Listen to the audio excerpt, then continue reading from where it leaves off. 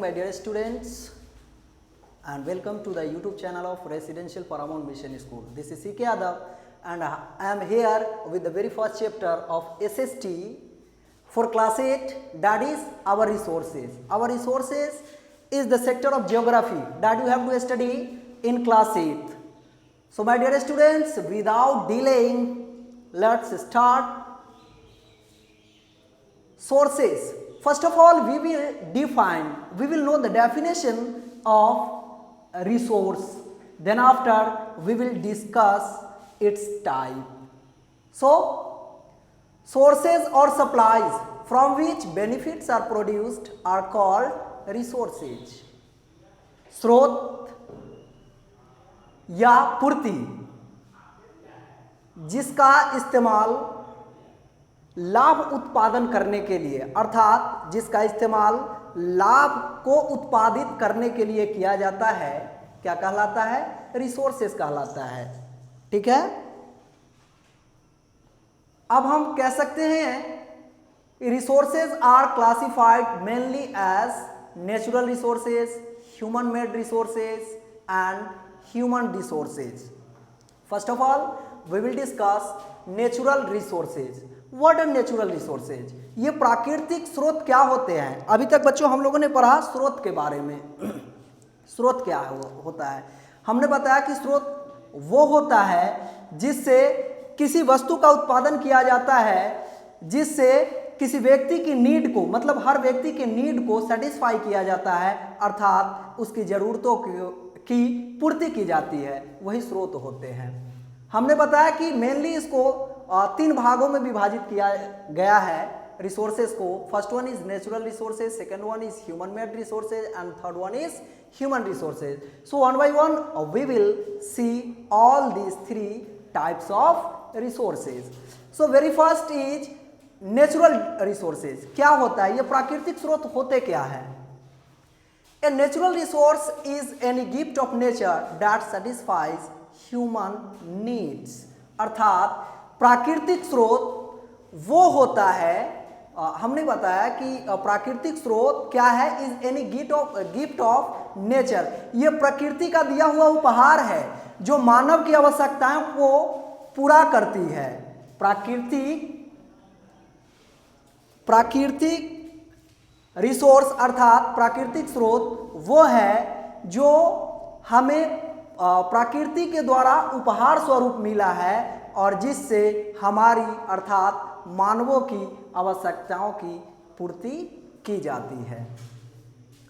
और we can say in other sentence, in other words, that resources that are obtain from nature are called natural resources. वैसा स्रोत जिसकी प्राप्ति प्रकृति से होती है वो नेचुरल रिसोर्सेज अर्थात प्राकृतिक स्रोत कहलाते हैं।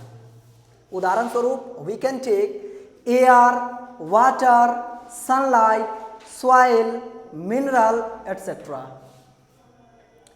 अच्छा, यहां एक चीज बताया जा रहा है कि need not much modification for utilisation.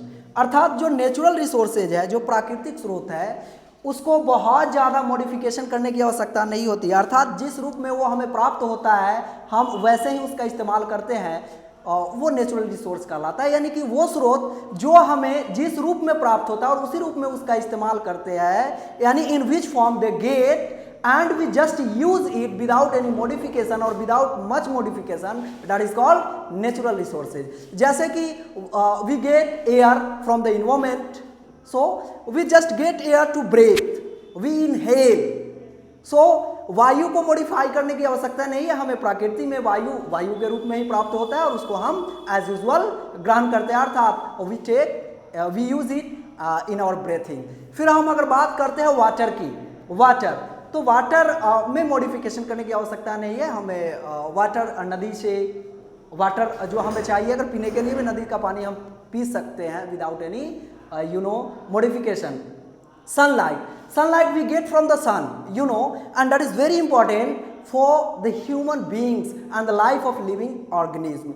That's why we can say that whatever we get directly and we just use it as usual, they are called natural resources, जो हमें जिस प्रकृति से जिस रूप में प्राप्त होता है और उसी रूप में उसका हम उपभोग कर लेते हैं, वो हमारा प्राकृतिक स्रोत है। उदाहरण के लिए मैंने सूर्य की प्रकाश को लिया, जिसका इस्तेमाल हम अपने दैनिक जीवन में करते हैं, उसमें कोई मॉडिफिकेशन करने की आवश्यकता नहीं होती है। और जैसे हमने पानी का इस्तेमाल लिया, अच्छा अब कहेंगे कि पानी का इस्तेमाल, पानी जो हम नदी से या नाला से भी लेते हैं, उसको तो फिर फिल्टरेशन की प्रोसेस, फिल्टरेशन की प्रक्रिया द्वारा उसको फिल्टर किया जाता है, उसको शुद्ध किया जाता है, तब हम इस्तेमाल करते हैं।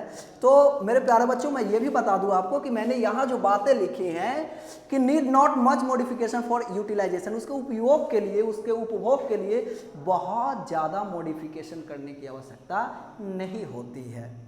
तो पानी अगर वो प्योर नॉट है, तो उसको हम प्यूरिफिकेशन या फिल्टरेशन प्रक्रिया के द्वारा उसे शुद्ध करते हैं और पीने योग्य बनाते हैं। फिर भी हम पानी को कह सकते हैं कि यह नेचुरल रिसोर्स है, सनलाइट नेचुरल रिसोर्स है। और एयर नेचुरल रिसोर्स है। Soil even on which we grow crops, मिट्टी जिस पे हम क्या करते हैं, खेती करते हैं, अर्थात फसल को उपजाते हैं। Soil is also an example of and best example of natural resource. So in this way we completed natural resources.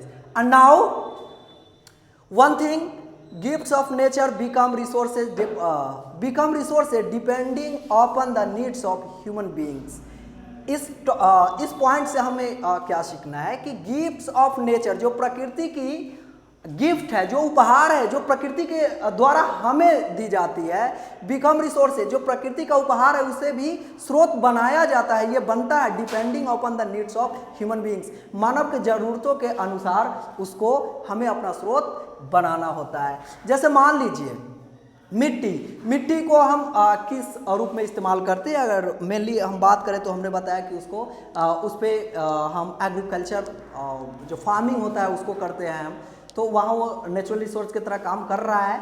उसमें हम क्या करते हैं कि मिट्टी का कटाई करके और उसकी इस्तेमाल हम किस रूप में करते हैं, मकान बनाने के रूप में भी, कच्चा हाउस वगैरह बनाने में उसका इस्तेमाल होता है। तो वो उसके लिए हमें क्या होता है, वी डोंट हैव टू पे fee for that because this is natural resource. हम कह सकते हैं कि भगवान का दिया हुआ उपहार, ये प्राकृतिक उपहार है।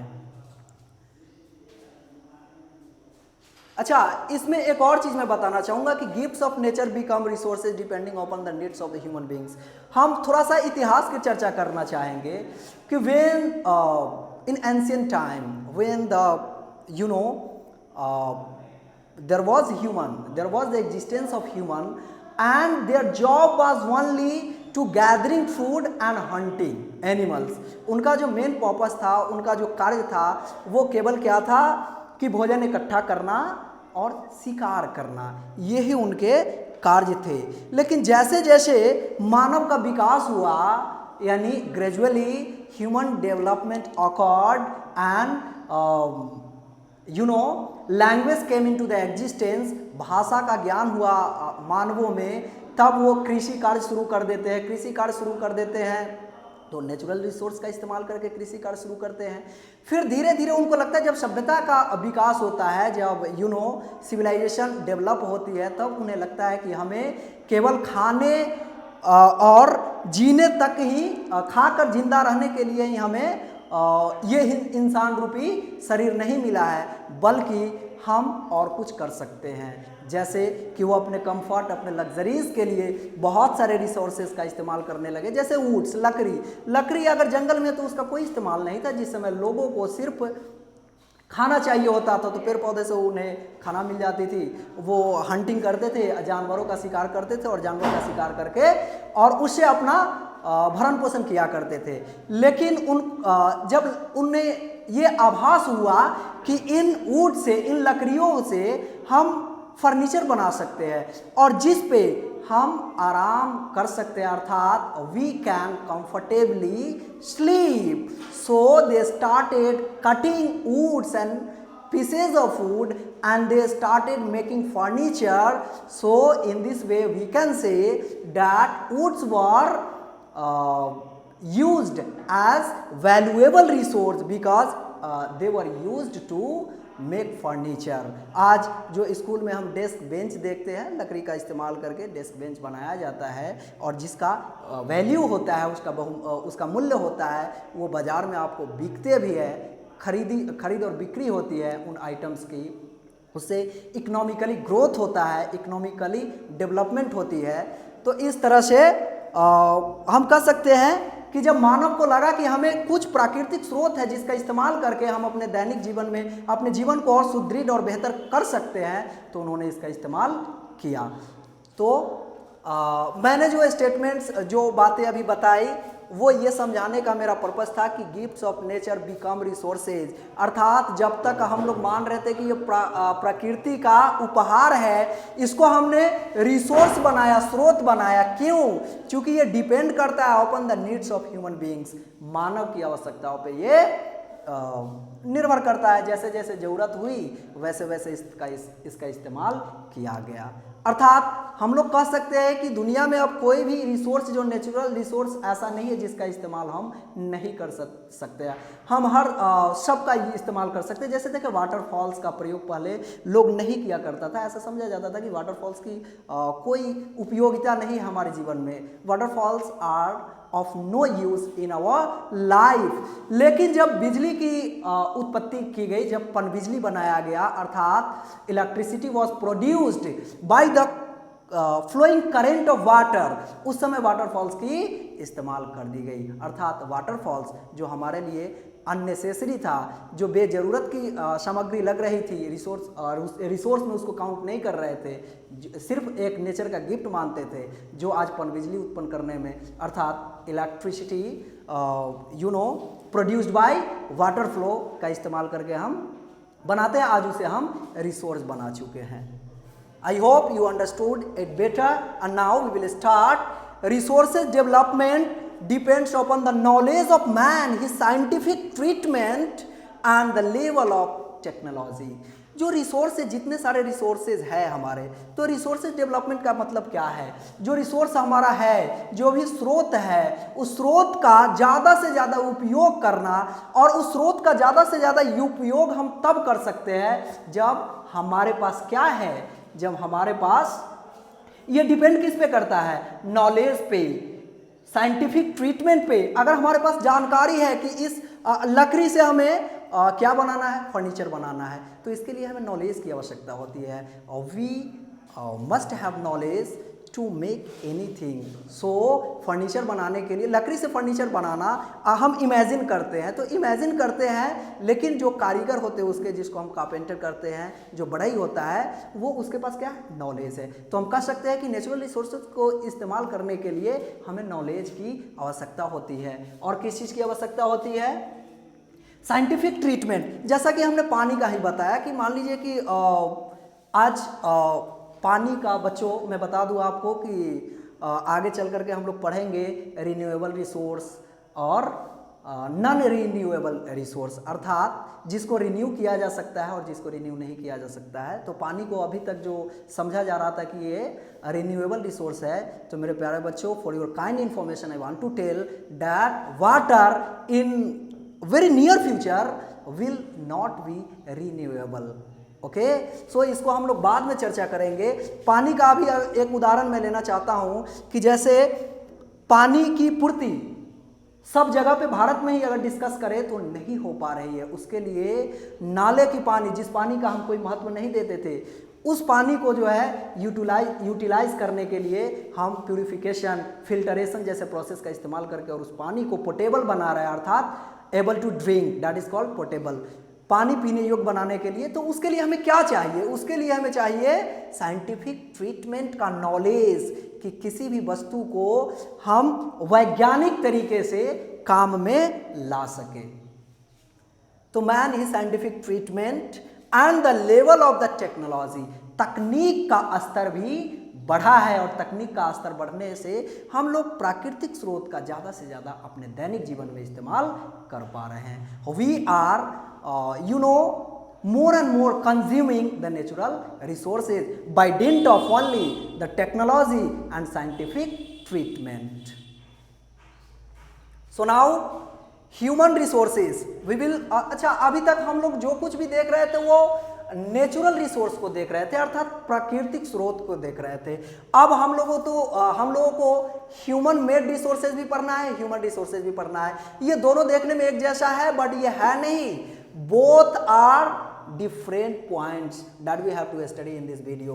कि ह्यूमन मेड रिसोर्स, मैं शॉर्ट में आपको बता दूं कि ह्यूमन मेड रिसोर्स, यहाँ पे हमने ह्यूमन रिसोर्स का ही डायरेक्ट चर्चा किया है। आई थिंक ये छूट गया है बट मैं इसको बता दूं आपको कि ह्यूमन मेड रिसोर्स क्या है, जो हमें डायरेक्टली प्रकृति से नहीं प्राप्त होता है, प्रकृति से हम इसको डायरेक्टली कंज्यूम नहीं करते हैं। उसके लिए हमें क्या करना पड़ता है कि मानव अपना नॉलेज का इस्तेमाल करके उस चीज़ को बनाता है, वो ह्यूमन मेड रिसोर्सेज कहलाता है। जैसे जिस बिल्डिंग में आज स्कूल है, जहाँ आप पढ़ने जाते हैं, कॉलेज है, वो बिल्डिंग या फिर ब्रिज, ये सब क्या है, ये क्या है, तो ये ह्यूमन मेड रिसोर्स। ये खुद ब खुद नहीं बन चुका है, इसको बनाने के लिए मानव, अर्थात इसको आप बोल सकते हैं मानव निर्मित। जो ह्यूमन मेड होता है वो मानव निर्मित होता है, अर्थात मानव ने इसको बनाया है by dint of his knowledge, अपने जानकारी के बल पे, अपने नॉलेज के बल पे। जैसे ब्रिज और स्कूल। अब आप बच्चों, आप ये प्रश्न आपका हो सकता है कि ये हम रिसोर्स कैसे माने, स्कूल या कॉलेज या फिर जो ब्रिज है इसको हम रिसोर्स कैसे माने।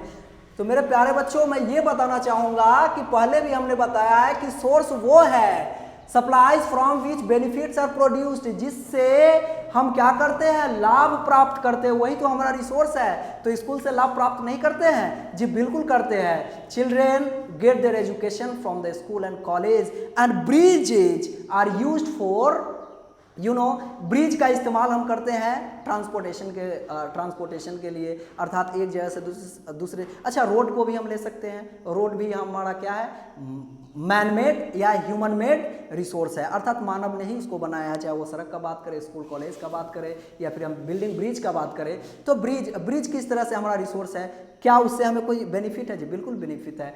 ये हमारे गवर्नमेंट की इकोनॉमिक्स को डेवलप करता है, हमारी सरकार की आर्थिक स्थिति को सुदृढ़ करता है, अर्थात हमें एक स्थान से दूसरे स्थान पे सामान को ले जाने में सहायता मिलती है। अगर ब्रिज ना हो तो फिर तकल्लुफ़ होगी, और जिस वजह से हमारा economic develop to the extent नहीं कर पाएगा जितना with the help of bridge हो सकता है। स्कूल का बात करें तो स्कूल में हम जानते हैं कि आज जो है मानव को क्या चाहिए होता है, मानव को खाना पीना के साथ साथ उसे और किस चीज़ की ज़रूरत होती है, एजुकेशन की आवश्यकता होती है। Because now the people who are illiterate are not able to call human being, because human being means after the development of civilisation all the people of the country must be literate. That's why we can say that a school provide the students and the people education, and so this is the asset of the government, this is the source of the government. So this way now we will discuss human resource.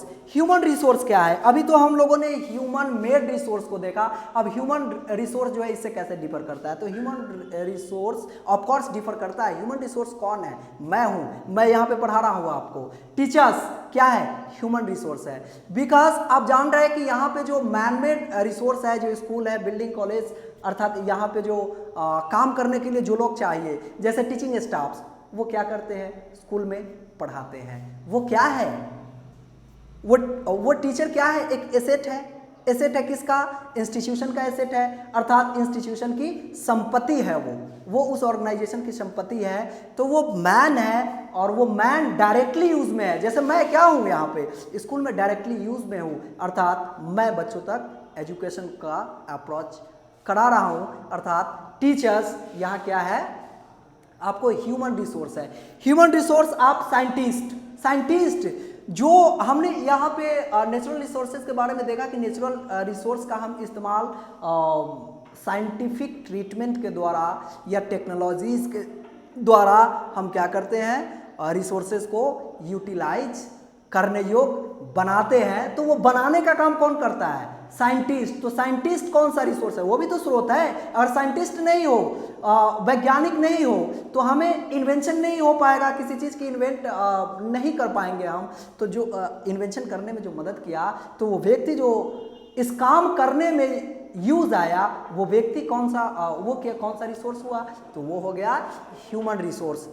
Building को बनाने के लिए हमें राजमिस्त्री अर्थात mason की जरूरत होती है, हमें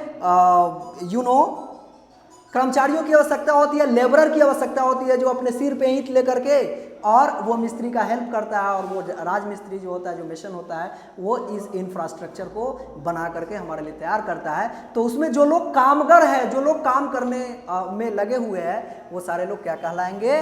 वो सब के सब कहलाएंगे, ये सब कहलाएंगे ह्यूमन रिसोर्सेज, अर्थात वो मानव स्रोत है।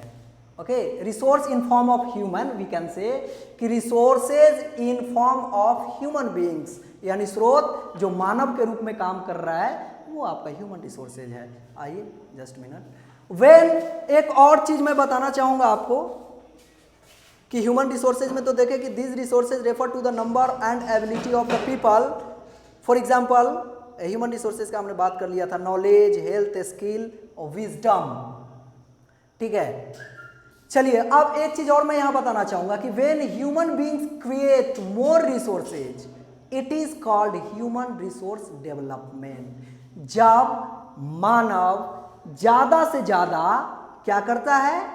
क्रिएट मोर रिसोर्सेज, जब ज्यादा से ज्यादा स्रोत का निर्माण करता है तो यही प्रक्रिया क्या कहलाता है? ह्यूमन रिसोर्स डेवलपमेंट कहलाता है। तो मेरे प्यारे बच्चों, इस वीडियो में मैं यहीं तक रहने देता हूं, फिर अगले वीडियो में हम लोग इसके और क्लासिफिकेशंस को पढ़ेंगे, डिफरेंट टाइप्स ऑफ, और आप लोगों का वर्क रहेगा कि बुक्स को आप अब थॉरोली पढ़ेंगे। आई होप कि अब आपको बुक्स को पढ़ने और समझने में कोई प्रॉब्लम नहीं होगी। So thank you.